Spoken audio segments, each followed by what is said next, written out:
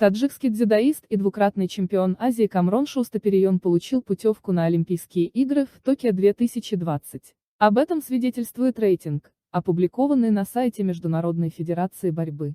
В списке Устаперион занимает 21 место среди 398 мировых дзюдоистов в весовой категории до 90 килограммов. Согласно рейтингу, спортсмен набрал 2784 очка. Победы на разных турнирах обеспечили ему поездку на одно из самых престижных международных соревнований. Согласно данным таблицы, такого же успеха могут добиться дзюдоисты Самон Махмадбеков, Акмал Муродов и Тимур Рахимов.